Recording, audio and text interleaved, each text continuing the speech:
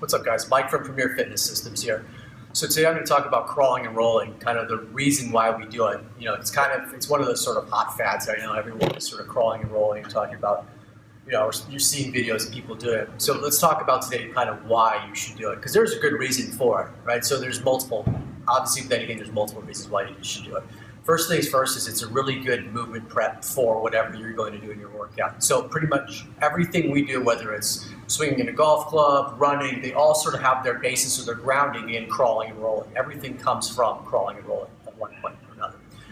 So that's one reason, right? So if you can't crawl and roll well, then how can you expect to stand and rotate quickly? So that's one, right? The second point too, let's talk about the nervous system. So, you know, when you look at sort of the brain's representation of our hands and our feet and everything, basically the biggest part of it, of this, what's called the somatosensory cortex, comes up with our hands and our feet and a couple other areas as well. So if you're going to basically, the idea is to prep the nervous system prior to a workout. What we want to do is get our hands and our feet in contact with the ground as much as we can.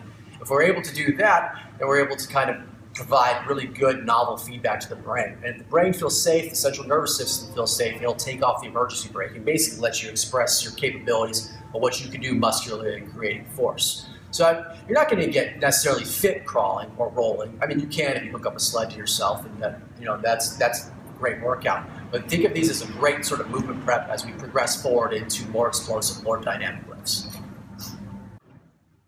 Mike from Premier Fitness here. So we're going to go over 6-point crawling. So the thing about 6-point crawling, right? 6 points, hands, knees, and feet.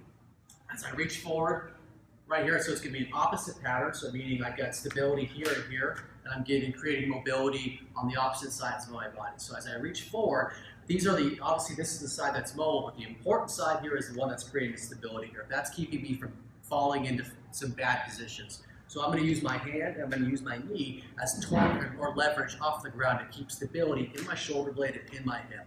That's what's so good about crawling, is creating stability in these really important joints prior to starting to move and work out. So basically, as I progress forward, I reach and I grab, and I really get in contact with the ground. You want to feel like you're hitting it simultaneously. Reach, grab, feel the ground. It's a time to kind of think about exactly everything you're doing.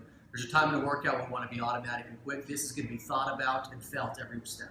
So I hit and reach and grab, hit and reach and grab. You notice I'm trying to keep my chin kind of tucked and driven back.